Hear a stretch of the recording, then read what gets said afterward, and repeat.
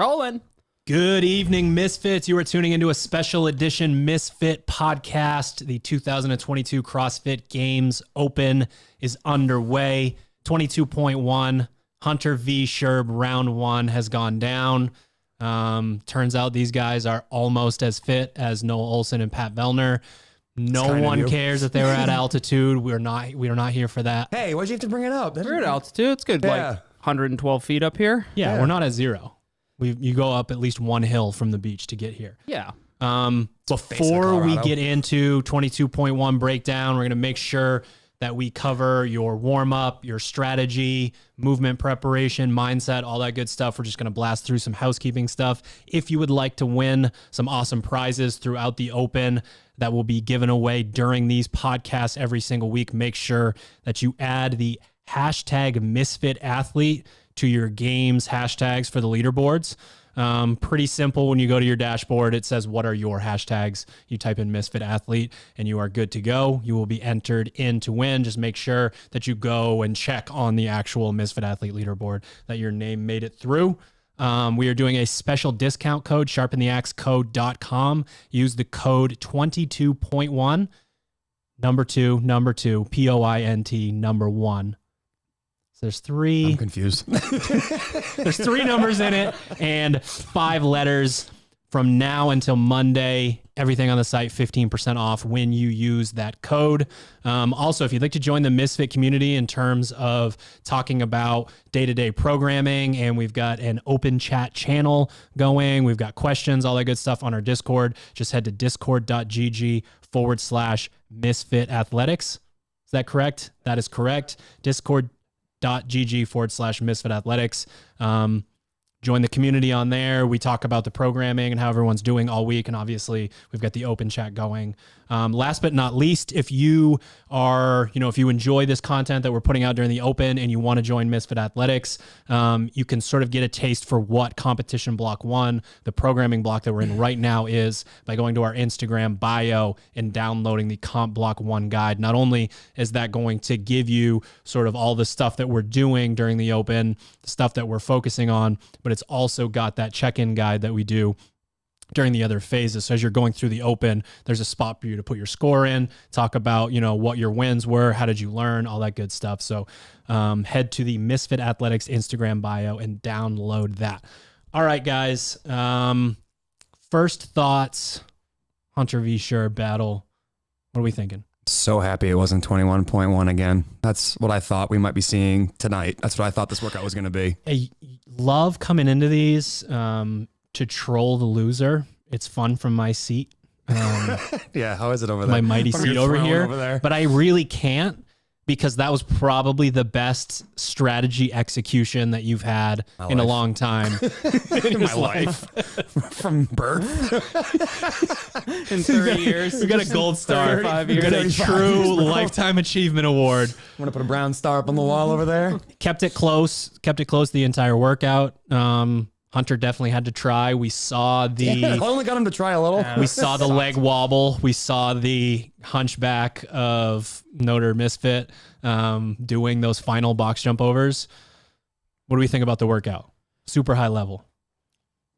It's a pacing workout. It's one of those ones where you now have, and most of you will have, multiple scores to take a look at to get an idea of where you can finish out, whether you're comparing yourself to, Vellner, Noah Olson, more elite scores, obviously keeping in mind that they're like that altitude thing is absolutely a factor. You've got, what will probably end Only up time I've being ever puked in a workout. What'll end up being, the hatchet-ish level scores or whatever, but it's so easy to just, how many rounds did they get? Okay, divide it by 15. What's that round time look like? And then you got to cue that up in your warm up. We kind of talk a little bit about that in the tips, but like coming out doing a 105 to 110 round, when I looked at the clock and I was like, yeah, I feel fine. And it's always, everybody knows that's always how it is. The first round, it's like, yeah, I could maintain that pace for 15 minutes. And then when you think comparing yourself to, 2 games level athletes, it's like, actually you can't. So, right. It's a pacing workout for sure. And what's really nice with the standardizing of the like setup of the floor, there's no advantage for like your gym being set up a very specific way, and there's no real like advantage to being a super strong athlete or a really small athlete. This is, I agree with you completely. It's 100% about knowing what you can hang from start to finish and doing your best to essentially do, you know, a thing of another workout like 18.2 or 20.1 where you had to do like the 20-minute AMRAP and you going around and around. Like you have to be very deliberate. I know when you were up at the front watching them do it as we were warming up, you were basically going like, all right, that's 2 seconds faster this round. That round's 4 seconds slower. This round's 2 seconds faster. And really knowing what that timing is like is a super important part of getting yourself ready to do this, because you can very easily chase yourself out of the workout 5 minutes in.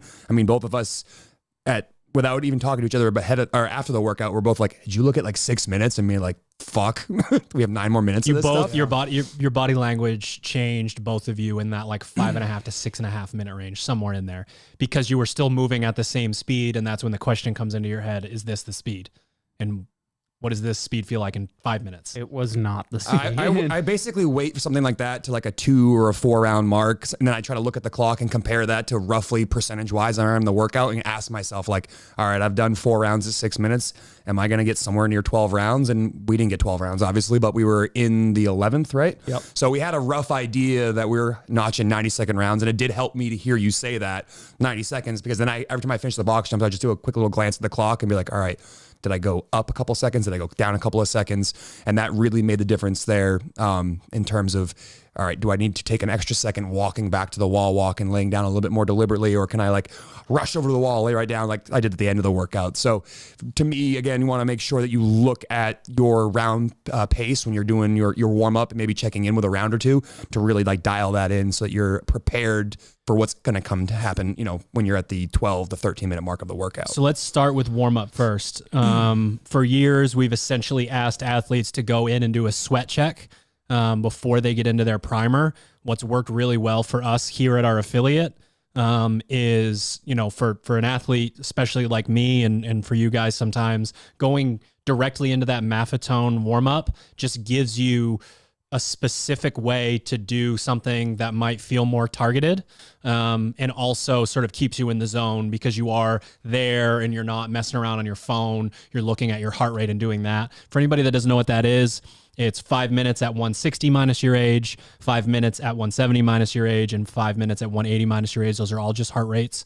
So example, 5 minutes at 180 minus my age, 180 minus 35 is 145. I should know that. I spent enough hours staring at that number. So we're going to do that. If you are using a machine where it's challenging for you, you don't have a heart rate monitor, you don't want to look at your heart rate, it's crazy easy, pretty easy. Like you're basically starting out very slow and then each 5 minutes ramping that up a little bit. From there, we are looking for movement specific activation, and you can go through crossover symmetry. You can do some activation. Flossing, calves, make ankles. Sure that if you're the type of athlete that's about to hit 300 to 400 to 500 box jumps this weekend, if that's your style, floss and a lacrosse ball in your arches are your best friend. From there, we do want to make sure that there's a primer in this, and we make sure that for any athlete that's like, coach, you got to tell me what to do, that we have a primer for you. So we got 3 rounds, 5 power snatch at 75-55, run 100 meters, 5 bar facing burpees. Obviously, not setting the world on fire with that in terms of, we didn't have the magnifying glass out or the droppers, the chemistry set. The idea is to push yourself to a place where you're much more uncomfortable than probably you're going to be for most of the entire workout, and then back down. So you can do short assault bike sprints. There's a number of different things that you can do. We need that sweat check, and we need to let ourselves know that our heart rate needs to go there. If you're the type of athlete that gets terrified about doing too much stuff, just make sure you do multiple short sprints of something so that your body is not surprised. So that's the name of the game in this workout. When you guys are talking about sort of these tiny little nuances to the workout itself, to me, that's the exact same mindset that I want athletes to have in terms of, why do I need to warm up? You need to warm up because your body does not like to be shocked into something. Hunter would have been able to potentially eke out a couple more faster rounds. Now we're nitpicking because he did basically 4 reps too fast. He had 3 wall walks into his dumbbell snatches too fast, and it was like, ooh, like you don't put a saddle on the Bronco, but you might have to pull the reins a little bit. And he's actually never been so proud to be called the Bronco his whole life. You typically can't get Hunter to like acknowledge you or chuckle at you mid workout, but I got a smirk from him. He knew. I knew. He knew. Someone trying to bait me over there. I was trying to. I was like, I almost thought about doing the first round as like do a few box jump all the way overs just to like. To be honest, Please, like I knew I knew it was a pacing workout, and I knew that like I in the back of my head I suspected it was going to be closer than probably a lot of people thought, and like I was like I really don't want to have to. I would really like to be like a round ahead and like at 12 minutes or something like that, but it's. And so I no, just, it was like the guys at Stratton Oakmont threw you into the target. Yeah. We need to overlay that on the video. That would be great. But yeah, and then to your point about the warm up, like it was so when we first saw the workout, I was like, you have to get the sweat check. You have to get like the low, like gradually building up the blood flow, the circulation. Like if you go in there and if you're afraid to do something, you do a couple of bike sprints to like prime, and that's all you do.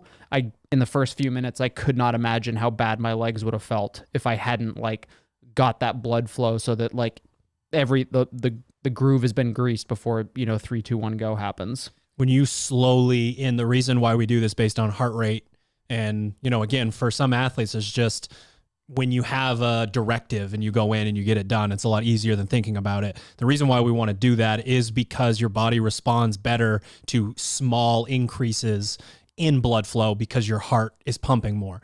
If it doesn't do that, it sends, no matter what, it's going to send this massive amount of blood to your legs because you're in panic mode. You need to mobilize, and constricts everything, and it's going to shoot your heart rate up, and you're just going to go to places where you're going to be like, well, this workout isn't that metabolically like insane for a round or two. Why do I feel this way? Yeah. Creating that blood flow is so important. You all have this experience now with Maffetone and realizing for the last, 8 weeks or so, for most of you that we've been really like harping on this, how important this is. Realizing the benefit of warming up and what that means for your session and how effective that session could be. This is for a lot of you, the most important part of your season. Why wouldn't you want to take the extra couple of, 15 minutes or so to really prepare yourself? A lot of you feel better after your first training piece and perform better as the day goes on. This is another nod to that idea that you need to prepare your body for exercise. And the only thing I would, potentially add to what you guys had said is making sure that you address very specific mobility needs. If one of these movements gives you a lot of trouble or historically has given you some grief, one of the things that I like to do there was the banded good mornings and some, pass-throughs with PVC pipe, because I knew that later on, if I was lazy, I could overextend through my rib cage. So, the bare bones, make sure you get your blood pumping, make sure you address your specific mobility needs, and then for the love of God, spike your heart rate so you don't get 2 rounds in this workout and go, there's no way I can hold this pace, because if you don't prepare your body for that, it's what's going to happen after round 2. You're going to freak out. So when we're talking about specific strategy, we know that this is no standing around season. We've been saying it for probably people plug their ears at this point, but it's no standing around season. That is when athletes catch up to one another, pass one another. We just saw it in 3 separate examples. Obviously, probably the most famous was the Hunter v. Sherb. Most famous. Definitely most famous. So if it's no standing around season, time under tension is important, but there's obviously a trade-off to you minimized your time under tension in your first round of wall walks, and you were like, readjust. Great. Obviously, if you're like be very slow, then we're getting into that territory. But honestly, the only true modulator in this workout for the high level is that speed on the box jump overs, in terms of, I'm going to want to know if we had a metric, if we had box jumps per second or something like that, I want to know what it is stretched out over X amount of rounds. I don't want to know that you can do it fast and you can do it medium and you can do it slow. How can you do that basically the entire workout, knowing there will be a little bit of attrition, and then you're going to be able to hopefully stomp the gas a little bit at the very end of the workout. But there isn't, athlete to athlete, there aren't a ton of variables, and that's why we're looking at, 15 to 20 second change over the whole thing in terms of how long your round's going to take when we're doing 30 reps of movements. That's, you know what I mean? That's the kind of thing where you can start to really believe in yourself to a place where, you know, you guys were within a handful of reps of obviously some of the best athletes in the world. So we know that being able to do that and being able to stay at a pace and hold something is potentially going to make or break. You know, the leaderboard is going to be tight on this. This one. is a true definition of like a cardio workout. All the workouts we do throughout the season, you know, we try to give you those pacing instructions so you can kind of get the gist of how things should go. Today is a perfect example of a cardio workout. No single movement is so terrible or so gassy or so overloading of one muscular group that you can't keep moving. The trick here being is that every movement has a very like steady cadence that you can really basically do it at one speed, plus or minus maybe a wall walk. Maybe you do 5 steps versus 4 steps in, but for the most part, kind of consistent from movement to movement. It's going to be how you move from thing to thing and what that looks like if you make a mistake and go too fast early on. Does that hurt you later on, or do you leave too much in the tank and you turn it on too late? So this is again, I'm going to tell athletes that I work with, and then we're going to talk about in the podcast, is that, you know, does not hurt you to do a couple practice rounds to really dial this stuff in. So you are very aware of how things feel and what kind of steps you'll take from movement to movement, because those things matter. If you watch like Vellner and Noah go, eventually Pat's more calm, steady wall walks outshine Noah's speedy wall walks in the beginning of the workout because he didn't change at any point during the workout. He basically stayed consistent from start to finish. Pat's body language and box jump overs were the name of the game in that workout. He was not baited at all by Noah jumping over the box quicker. No.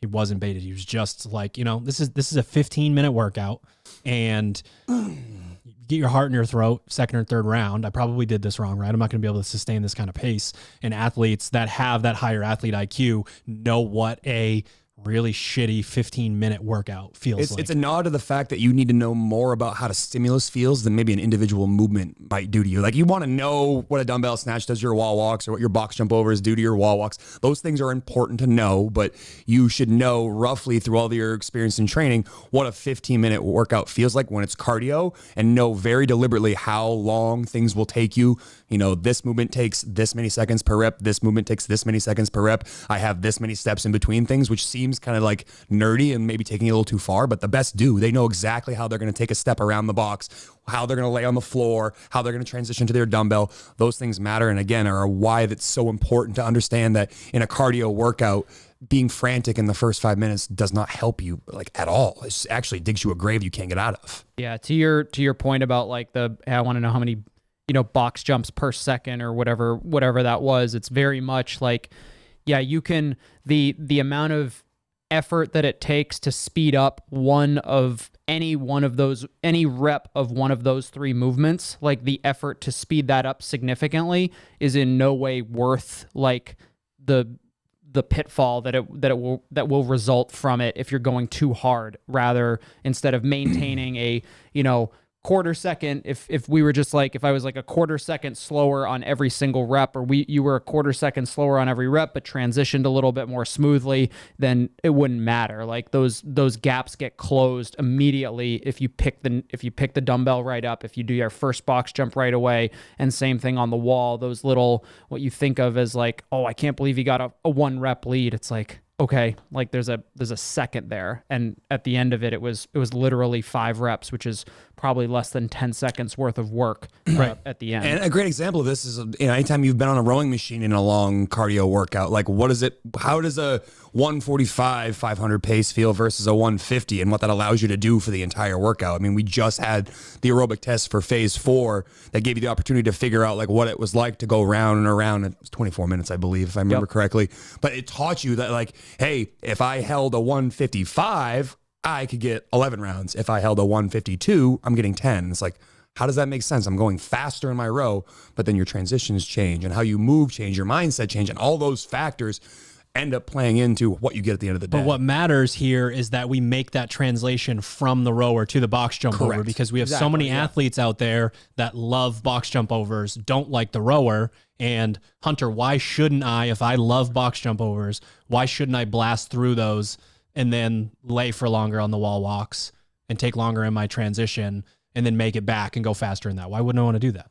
I mean, I think it just like, again, that, I mean, we know it won't work, but yeah, but like again, I think this is more, I think you have to look at the workout within the context of like what one round looks like as far as the timing goes. So like if you were, you could do those 15 jumps in 20 seconds or 25 seconds, maybe more realistically as a fast movement, but it's like, what does that do to your overall round time and then its repeatability for yourself over the course of 15 minutes? I mean, years have proven that idea of like, I'm going to try to hold 27 seconds on my box jump overs and you need to have this many reps done at this time. Like that's a theoretical thing that one person might be able to hold to themselves, but as a blanket prescription has never worked. I mean, there've been years for athletes that were like, you need to make sure that you do one burpee every 1.7 seconds. You need to make sure all your wall balls are 2.3 seconds. It's theoretical. It's like the 30 on, 30 off 2K or any of those other things. In theory, it feels right. And I just think we should bring this up because there are a lot of athletes out there that are very athletic, very dynamic, rely on that a lot within the sport. And unfortunately, it is not your season quite yet. No. And for you to get the best score possible, you have a 15-minute chunk of work. And if you have massive deviations in your effort throughout it, that's just not the way that energy system is going to work for you. So while you're going to feel great during your box jump overs because you're holding your breath and redlining, we all know what happens after that. So just make sure, I'd say that's probably the biggest trap for our, more power athletes, our more dynamic athletes that like this kind of movement. The saving grace here is that there is no rebounding. So you do have to work on your footwork and do all that good stuff. Practicing but it is still going to feel natural for you probably to move a little bit too fast in that movement. And I think for at least the first 5 minutes of this workout, that's probably the biggest trap. I think that's why it's like, it's so important to get, I would say probably even if you don't want to do like the second round of box jump overs, cause you're worried about the volume, which I don't think, if you're listening to this podcast, you're probably somebody who's, handled that, you've handled that volume, but that's why just getting that practice round in is so important. Like I felt like my wall walks were really fat. My first 3 were quick and I picked that dumbbell right away, but I knew pretty quickly, I was like, that's too fast. And I tried to modulate my speed on the box jump overs a little bit. And I still looked over at the clock and it was like minute 10. I could have literally gone 20 seconds slower, which is like an eternity, a third of that time window slower and still gotten nearly the same score. And I willing to bet I wouldn't have felt nearly as bad. So it's just like, figure out what it actually feels like to go at that speed. And then if you've got, if you're an athlete by yourself, it's as easy as a whiteboard that's like, 133, 436. If you can't keep that in your head, or, if you're shooting for the 125 round or something like that, you can write that on a board, or you've got a coach who's got that stuff written down on your judge has it written down on your scorecard to let you know where you're at so you can maintain that pace. But I'll tell you, 20 seconds slower on that first round would have felt a lot nicer to me than the one, whatever the first round I did was. That's actually a good point you just brought up too, because a lot of you don't train solo, is don't get caught into someone else's trap. Like, I think that's an easy way for someone to get knocked out of their own game there and to get baited into, what you were essentially trying to do to me in the workout. I got to come and up usually with a new it works. strategy. Yeah, usually it works pretty well. But, knowing what your pace can be and trying to stick to that, I think is one of the easiest ways to zone out when you're doing a workout like this, is just be obsessed with what your round time is. You don't need to do it after every movement, but maybe after every box jump or every 2 rounds, you look and go, all right, am I up 5 seconds from where I want to be, or am I down 10 seconds? And then hopefully it allows you to adjust accordingly. Like you said, if you had known you could go 20 seconds slower in round 1 and held the same round score the rest of the workout, you probably would have, and you could have potentially had a bigger kick at the end of the workout, rather been getting caught in the trap of, all right, I'm going to try to get ahead and stay ahead, which is a really dangerous game to play if you don't have the fitness to correspond to it. That was going to be my other comment, is like, you can, I think it's one of those workouts where you could potentially be on like the conservative end of the pacing spectrum. And then based on how you feel, with 5 minutes to go, you can adjust, and you hack off a few seconds per round, and you all of a sudden find yourself 30 extra seconds. And that's like, and that could significantly help your score. Or for me, it was very much like, I figure once I kind of looked at the clock, I knew where I was at. I was like, okay, as long as I get off the box before, you know, a couple reps before, I should be able to stay ahead. No matter, like, there's just no physical way he can out wall walk and out dumbbell snatch me for the last 20 seconds. But I did not have. so I tried. right you now. should have seen me. I was trying to punch the dumbbell through the floor and rip it through the ceiling. I was too. You didn't. It didn't. Nothing changed. But I was trying as hard as I could. But I was like, I was at that line, like, and I probably couldn't have had that kick any sooner because I came out way too hot in the beginning. If I had paced that a little bit more, maybe with, you know, 3 minutes to go, I could have sped up to an overall faster pace. So, all right. Moving on to movements, I would like to frame the wall walk as what is different from last year to this year. We basically learned this movement as a community together. And it was, you know, from the coaching perspective, it's this fight to be, you know, maybe first in line or have the best information on this new movement. Last year, setup position, I think a lot of athletes realized that strict gymnastics pike to get into ended up frying out the legs a little bit. And we'll cover sort of how to make sure you don't fry out your legs in the wall walk. So basically what we're saying is if you're getting into a pike position where you're pointing your butt up in the air, you know, yoga style, and you're, you know, putting your head in line with your arms, it's okay to keep your knees bent. That's one of the things where if we do force ourselves into that, you know, yoga position where we're getting that, you know, hamstring stretch, we're probably putting a little, you know, unnecessary, you know, tension on our legs. Yeah. So from that position there, I would say the difference is, like, people were basically running on their hands and these choppy little steps to get their time under tension as low as possible last year. People were just trying to quickly as possible, get their hands to that line and then go back. Now, you know, obviously we've learned that repeatability, and, you know, we're talking about pacing, we're talking about all these different things. When we get into that position, we bring our legs up, we want to make sure that we're taking bigger steps and that we know exactly which arm that we start with, how many steps we're taking.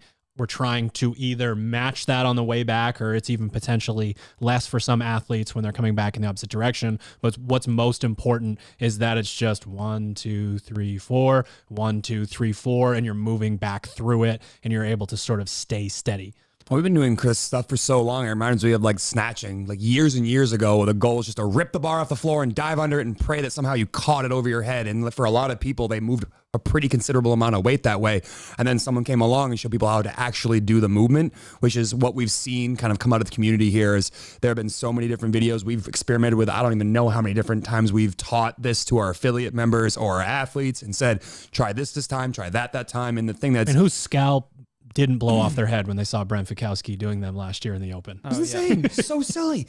But if you watch the way you watch him do that, you quickly realize that, like, hey, he's not ever really moving all that fast, but he never changes the way he moves. And he's fucking huge by CrossFit standards. I mean, he's 6'1" dude. That's humongous in CrossFit. And he always does the same thing the same way every single time. Yep. And none of his reps look faster or slower. He looks like he could do 1,000 of those for time, and it would be the same speed on rep 1 as it was on rep 1,000. So I think a lot of what's come out of the last years, people have realized that being frantic doesn't really pay at all in a movement like this. And instead, you'd rather be very deliberate so that you're not overtaxing yourself. So when you have other things in the workout that probably involve your shoulders or breathing, that you're able to keep doing those things. Yeah, the what's kind of interesting is that it's the same story as last year, but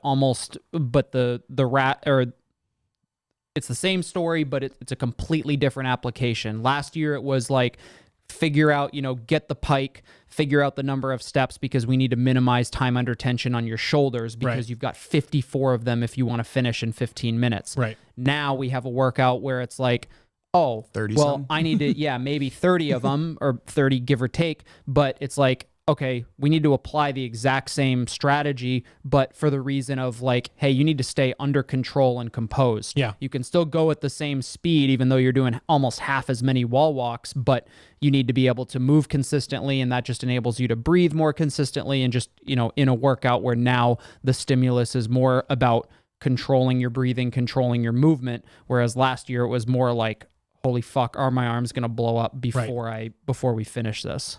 So this workout is very much, obviously there's gas tank elements to it. You guys talked about how early on, but then those lead legs start to settle in a little bit. I know that was, you rely a bit more on leverage than Hunter does, and you land on the box in a different position. So your foot's kind of stuck at a 90-degree angle. That's great. But when we're talking about the wall walks, just two quick things to consider. We were at the games last year and the 10 down to 1 was announced, and Kenzie was like, can I do the torque wall walks? Because otherwise my legs are going to die, because it was with thrusters. Yep. And essentially what she's referencing, and what you probably noticed a little bit with these guys' wall walks, is that pike position doesn't completely go away. The hips do stay above, if you will, the feet a little bit, so that there is an angle at your hip. Obviously not the overextended bad angle that we would want. And you're watching an athlete essentially shift their hips back and forth, which allows you to not stay straight-legged the whole time and sort of burn out your quads. For some people with a certain amount of mobility, they're going to be like, what are you talking about? I'm long, lanky, whatever. This isn't an issue, but it is something to consider. This also comes into play with athletes that overextend as they get closer to the wall, because your low back blowing out and then performing dumbbell snatches and box jump overs is a totally different story. It's honestly not even a similar workout. No. So if you're the type of, if you're the gymnast type, earmuffs, and if you're the type of athlete that really, has the issues with the low back, or you do get that quad cramp in it, try to work through that a little bit. And really it's just about making sure that as you're going up, you maintain a little bit of a pike and your hips shift back and forth. You're actually going to see potentially a little bit of knee bend as your legs go up the wall.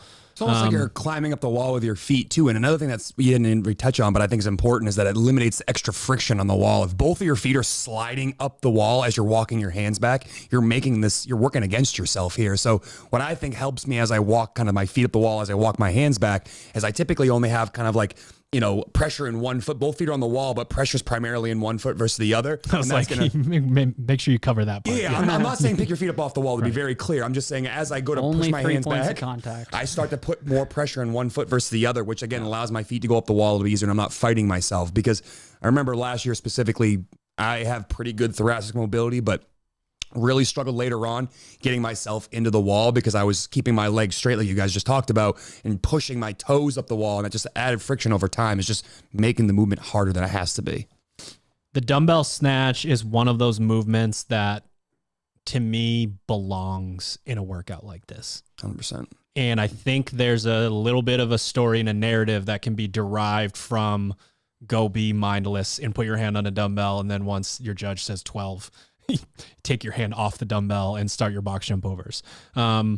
Obviously there's the implication of, if you just, whip your head back down and put your face on the floor with your butt all the way up in the air, you're going to have issues with your low back. But then also, it's just a little bit lazy as an athlete to not get that knee extension, to be able to sort of extend through the floor and put all of the onus on that posterior chain. So I don't think we need to spend very much time on the dumbbell snatch, but we do want to regain a little bit of knee bend, so that just like in a clean and just like in a snatch, whether it's with a barbell, dumbbell, we just make sure that we get that knee extension. There is some bend as your torso whip comes up to get into that, and go to that place. That movement, if you're trying to go to quarterfinals, that movement essentially doesn't exist at all. You just get it done and you move on. It just occupies time and space. Exactly. That's it.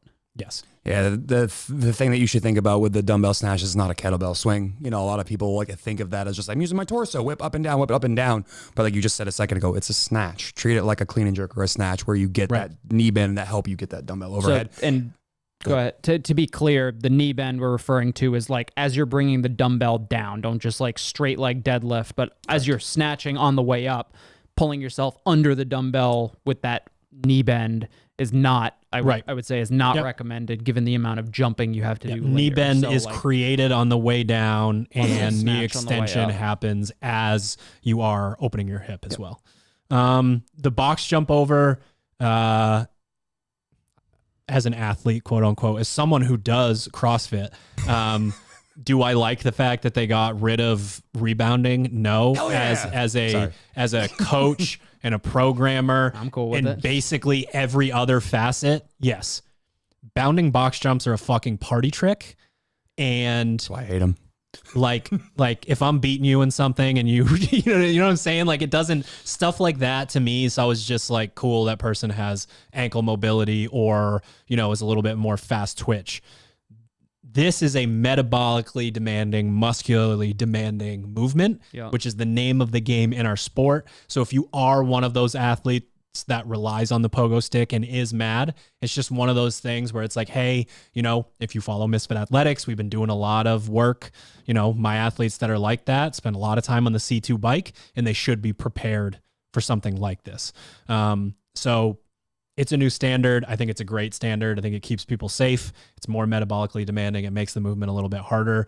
It makes it so that we now have a standard where we have more options as programmers. It's the right choice. Yeah, I think it eliminates some of the gamification that athletes can implement if it's just like you said, somebody who has that skill, or I would say that they're, from a safety perspective, it's like when you have athletes who have no problem doing that versus athletes who are just like, I have an athletic background with multiple torn Achilles and stuff like that, and it's like, is this the movement that's going to prevent me from competing at an extremely high level because I can't do this? That's not a decision that should be put on the athlete. Exactly. Yeah. So I like that it's been eliminated, but it's been implemented in a workout such that although that is kind of like the major movement in the workout, it doesn't mean like, oh, just because you can box jump well, you're going to do well in the workout. Like that, it's a cardio test. It's a test of fitness, not a box jump over test. But yeah, I do agree. I like that. I like the kind of standardization of it. And obviously you guys found out it was a good movement, right? I mean, that's how we were both pretty happy about it, because that's how we do box jump overs, like affiliate class, like even and up to like, for me, up to like a 30-inch box, because I can kind of step off the box like that. But yeah, we weren't disappointed. I suspect Vellner and Olsen might have been a little disappointed. Their score, I don't know. Do you think their score would have been better if they had done it? If they did, would they have transitioned faster and then had points where or would it have forced them? They would have gotten a better score, but they would have had more attrition through the workout. Yeah, that's it's just those rounds are at the beginning are too fast. But obviously, yeah, exactly. Those rounds are way too fast. So when it comes to this movement, we shot a video. You guys are going to be able to watch that on Instagram, potentially on YouTube. Got the nod from Ted, confirmed. You'll be able to watch that on YouTube as well. We cover this, but this comment is definitely more for our Team Misfit gyms, the affiliate level. A lot of people get a little crazy when a movement standard changes, and they want to be able to figure it out within 5 seconds. And it took you year after year after year to get as good as you are, so you can give yourself an extra 90 seconds to figure out how to do the movement. Just be really slow with your footwork, jump up onto the box, step down slow, step with that other foot and sort of load into a good position. Don't, step down with both feet and be stood all the way up. Make sure you're loaded. You jump back up. You step down, you step into a loaded position. And then as you're going, I'm just thinking like tick, tock, tick, tock, tick. And you start to pick up the speed, and you're all, athletic enough and coordinated enough to figure that out when you give yourself a few extra seconds. A lot of people will probably comment on, might get a troll or two. You guys definitely had, especially earlier in the workout, and then you for most of the workout had some extra movement in there. The more you can stay sort of 45 in line with the box, 45, or even honestly even less, almost staying kind of sideways in this movement. It's just less metabolically demanding. People always ask, why is power snatch burpee so bad? It's because you got to move your whole body more over and over and over. And that stuff will add up over the course of a long workout. Sure, again, with the Achilles injuries is a more unique case when it comes to this. And I did notice that you, if I remember correctly, it did seem like you stopped closing or opening more up to the box as the workout went on. Maybe that was deliberate. Maybe it wasn't. I'm not sure. But like when you were warming up, you were like facing the box. Yeah. The whole time. Oh yeah. No. I knew, like, and I think was it Olsen? Maybe I only saw like a rounder. I didn't see them do the whole workout, but it almost looked like he was totally, completely adjacent to the box, parallel to the box, like sidestepping that outside foot steps down, the inside foot down, and then it's like that's probably the least movement you could have. But no, I think I tried to. If I was facing it at some point, then it was probably just I'm an idiot. But yeah, I'm an idiot. I face the box all the time. Oh, perfect. Oh, wait, maybe I should have done that. People made comments about your box jump overs, but it was more that like they might puke if they did it that way, because you were like round and round. Oh and yeah, round I got the spins a little bit in that workout, but thankfully the walk to the wall for the wall walks allowed me to recenter myself as I went into the next round. All right. So typically when I'm talking to an athlete about a workout, in my head, I'm using the parameters of strategy, movement, mindset. We've covered the mindset piece a little bit, but we've talked in recent podcasts. If this is your first time watching the podcast, we have hundreds of podcasts, and we cover a wide range of topics, which can sometimes be figured out by the title of the podcast. But one of the things that we've covered recently that's really important to me as a coach is we typically have athletes who lean a little bit more towards training hero or competition hero. And for our competition heroes out there, it's your time of year. That's awesome. Hopefully you are able to find your alter ego a little bit in training this season. But for our athletes that are just so dedicated in the gym, that kick everybody's ass, and I'm not talking about, anybody shaving reps or, I'm talking like there are a lot of athletes that truly put in the work and absolutely crush, and then just get a little bit stressed out or overthink when it comes to qualifier season. Make sure you're getting into that alter ego. And that alter ego is a person who, we've all watched it before. It's that person that goes like totally robotic in an AMRAP. Just looks like the same thing over and over. And we all know intuitively that the person stepping on their chest is just stepping a little bit harder every round, but it's never some massive jump. And they know this is what I do. This is what I want to do. I signed up for this. I'm trying to advance. So I'm just going to deal with that slight discomfort as it mounts. And then I can 15 minutes, boom, I can be a baby. I can roll around the floor and do whatever I want. You don't got to be Miko Salo standing in a pitch black room. Animals lie down, Mark. Or whatever it is. But, Dead animals lie down. But for that 15 minutes, that alter ego comes out, and that slight discomfort that compounds on itself, it doesn't really matter, right?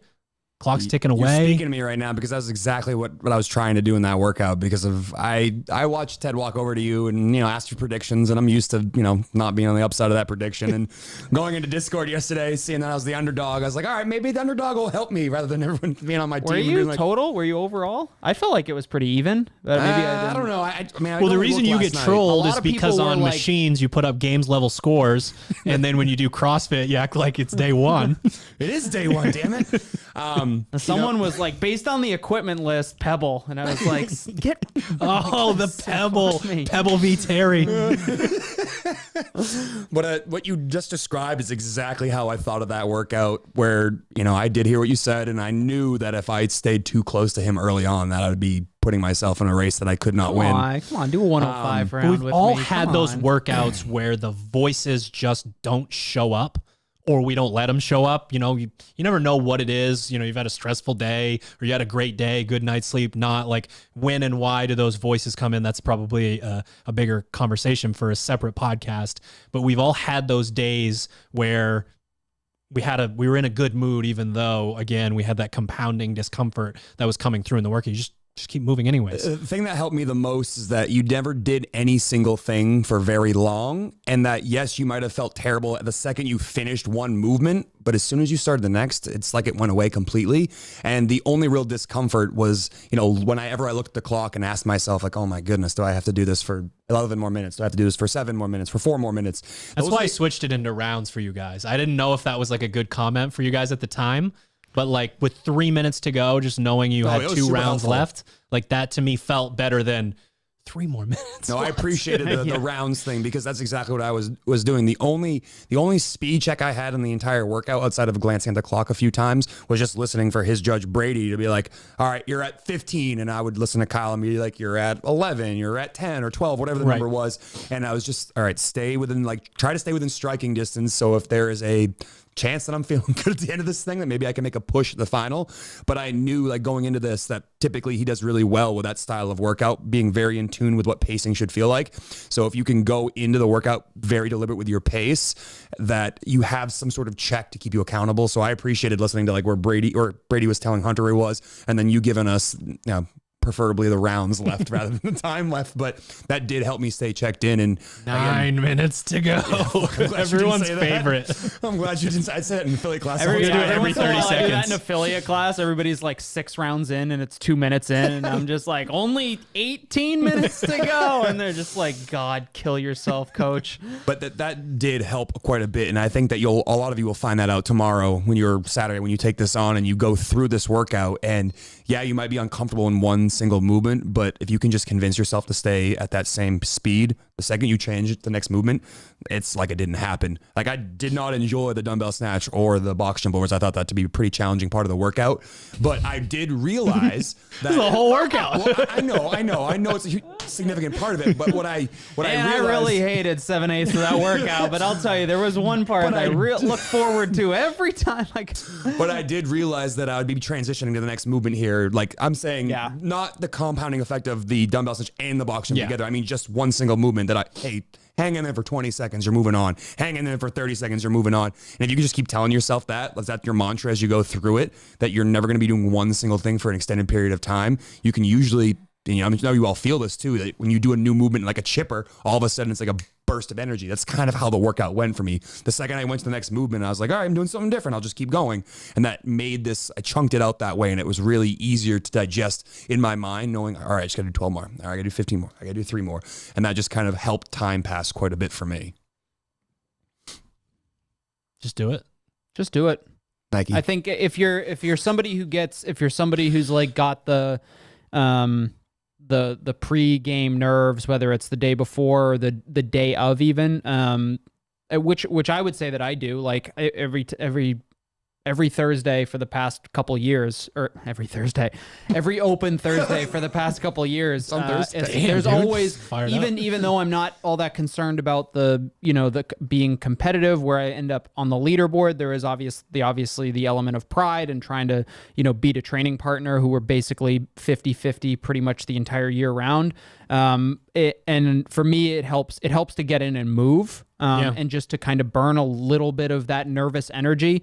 When I got into the gym this morning, it was like a few hours before we did the workout. I was like, I need to make sure that the first thing I do isn't just warming up for this workout. And that's more just because I know that when we're doing the live announcement, like time goes by really fast when we're taping off the floor, figuring out the judges, and all of a sudden you realize you didn't warm up super well. So getting in and like just doing whether it's a sweat check or even like we've had historically have kind of that primer style lift with the EMOM of a power snatch. Yeah, I've seen you guys jump in with class before. Yeah, we'll do that. Yeah. I think you did that this morning. Like we've historically done that together the same day. So it's not, I would say that it's not unreasonable, especially today where there's no like extremely heavy barbell. There's no like ultra demanding squatting movement or something like that. It's not a bad idea to burn off a little bit of that nervous energy with a little bit of light movement that's not going to be detrimental to you. So, but other than that, it's a 15-minute CrossFit workout, and in 15 minutes you'll be done.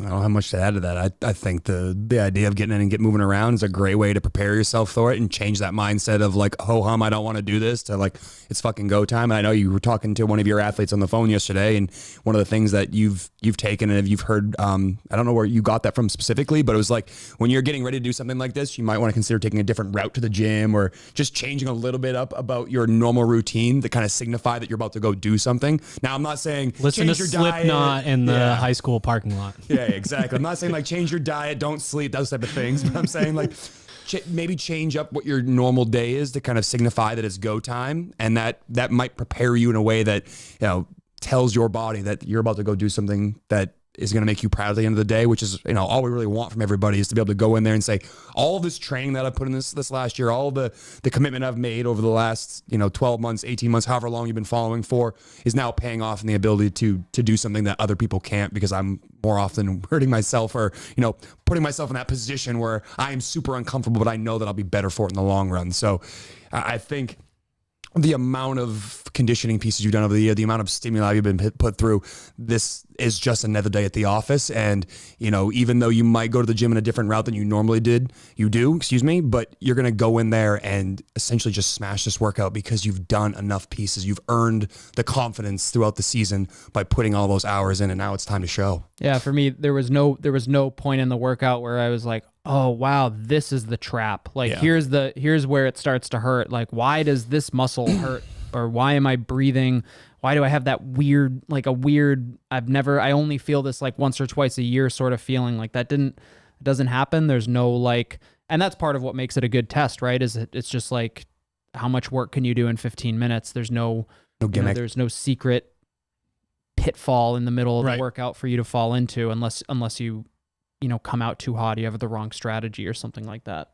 Truth. All right, ladies and gents, 22.1 has been announced. We had the Hunter v. Sherb throwdown.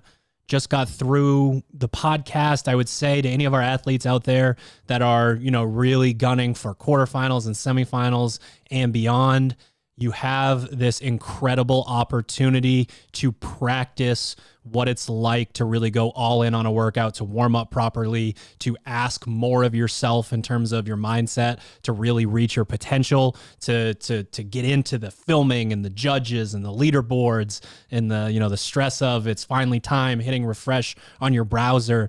You have this quick little preseason here, in the way that you either win or learn throughout this is going to be a great indicator for how you're going to perform in quarterfinals and semifinals and beyond. So please take this seriously, no matter what level you're at. If you like what you're hearing, you can get a free trial of Misfit Athletics at misfitathletics.com or the Sugar WOD Marketplace. If you are an affiliate owner and you would like access to our affiliate programming and all of the resources that we provide and the class plans and the content and all that good stuff, you can head to teammisfit.com or the Sugar WOD Marketplace to sign up. You get a free trial there as well. I don't know about you boys, but I'm fucking pumped that it's time to get into it, and it's time to have a season where we feel like we know the layout and we know all kinds of stuff, and it's just business as usual. We're going to coach as hard as we can, and we're going to ask a lot of our athletes, and probably going to have some fun doing it. Glad it's underway. Oh yeah. All right. See you next week.